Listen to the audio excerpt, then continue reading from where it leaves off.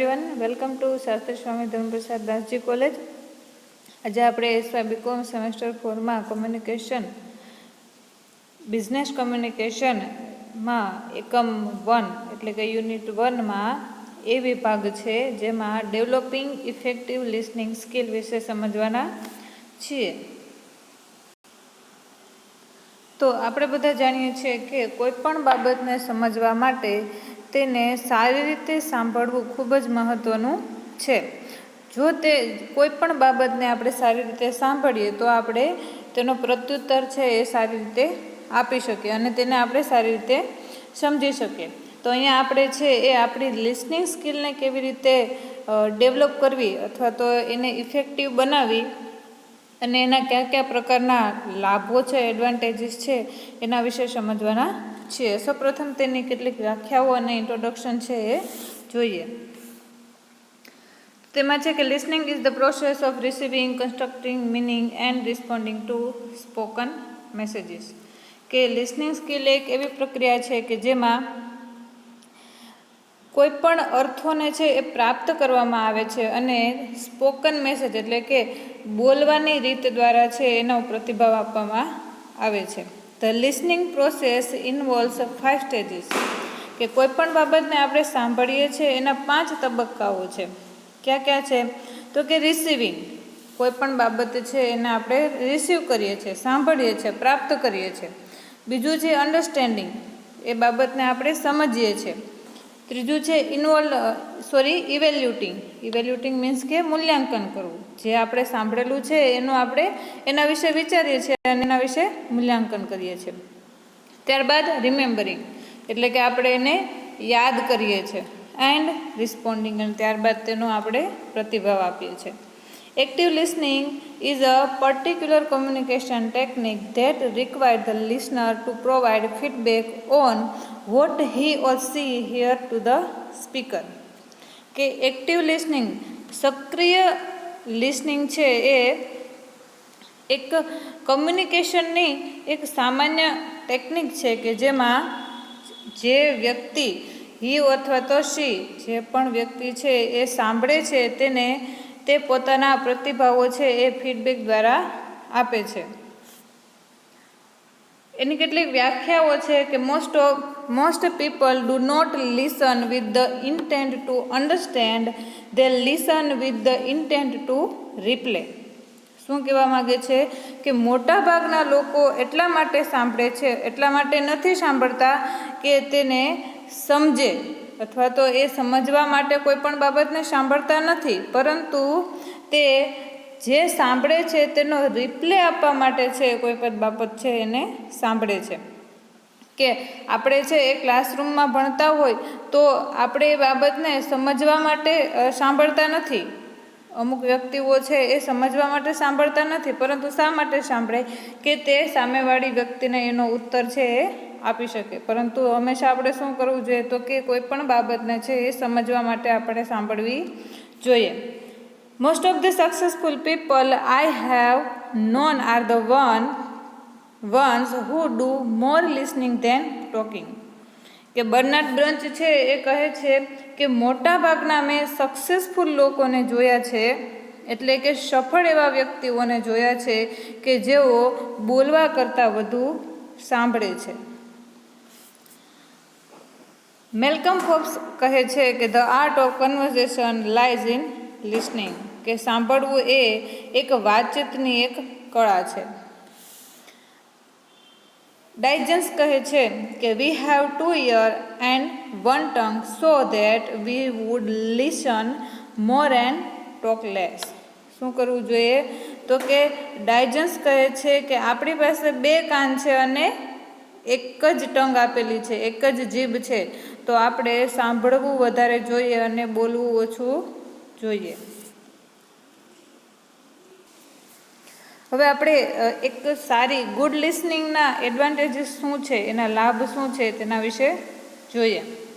તો એમાં છે કે one primary reason Y listening is so important is the amount of time people spend doing just that listening.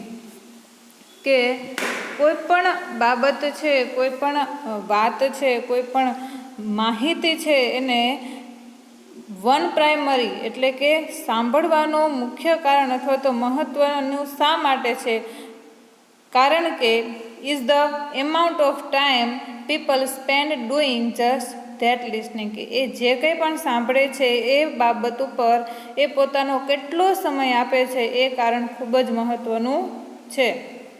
કે તમે જે પણ કાંઈ સાંભળો છો એ બાબત ઉપર તમે તમારો કેટલો સમય ખર્ચો છો એ ખૂબ જ મહત્ત્વનું છે.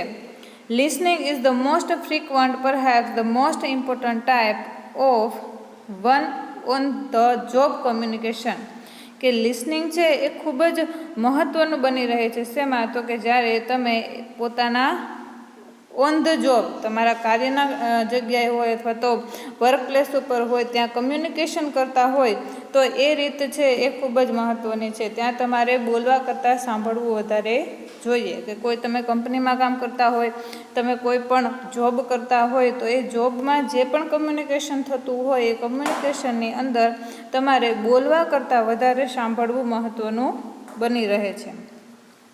Studies indicate that adult spend about 29.5% on their working hours listening, કે એક સ્ટડી મુજબ એટલે કે એક અભ્યાસ મુજબ એવું નિર્ધારિત કરવામાં આવે છે કે એડલ્ટ કે પુખ્ત વયના જે લોકો છે એ 29.5% છે જ્યારે પોતાના વર્કિંગ અવર્સ હોય છે ત્યાં વધુ પડતો છે એ એટલો સમય ખર્ચ કરે છે. એટલે કે 29.5% છે એ પોતાના કાર્યક્ષેત્રના જે કલાકો હોય છે ત્યાં સાંભળવામાં ખર્ચ કરે છે.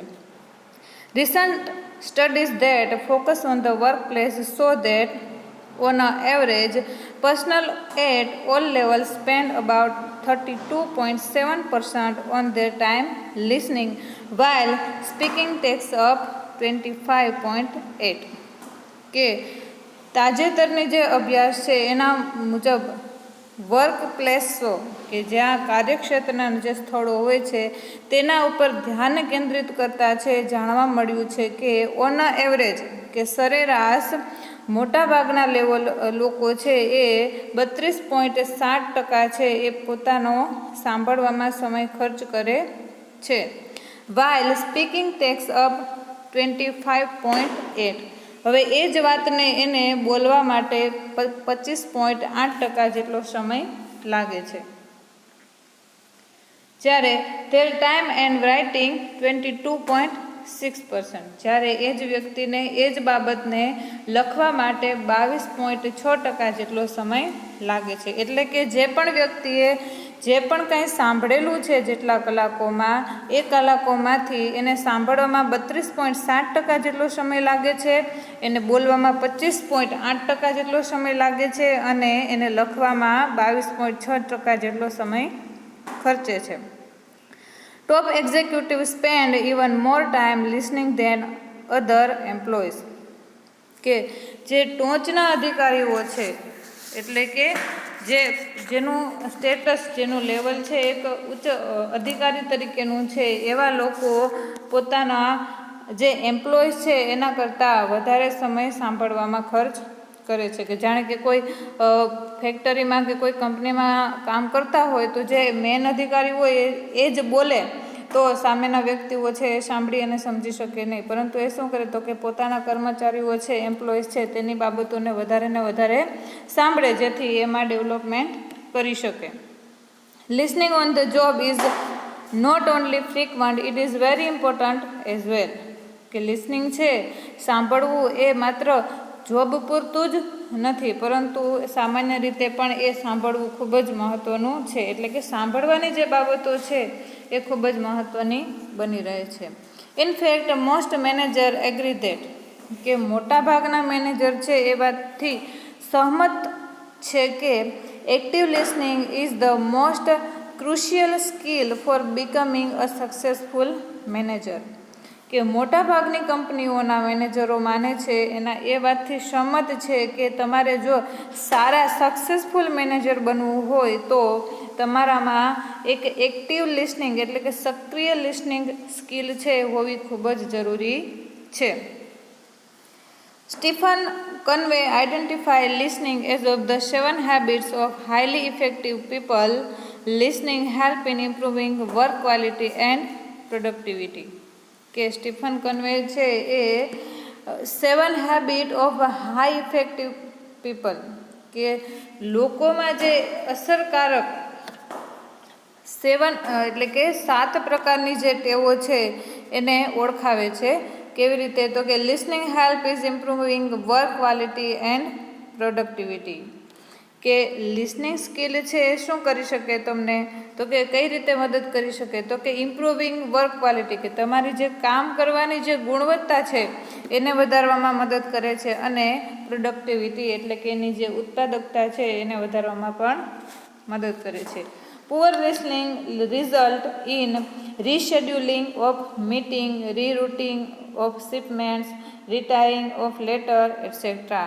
કે જો તમારું સાંભળવાની શક્તિ નબળી છે એટલે કે પુઅર લિસનિંગ છે તો એના પરિણામો કેવા હોય છે? તો કે તમારે રીશેડ્યુલિંગ ઓફ મીટિંગ, તમારી મિટિંગો છે એને રીશેડ્યુલ કરવી પડે, ફરીને ફરી લેવી પડે. રીરૂટીન ઓફ શિપમેન્ટ, તમારી જે શિપમેન્ટ ગોઠવેલી હોય છે એને પણ તમારી નિયમિત રૂટીન કરવી પડે.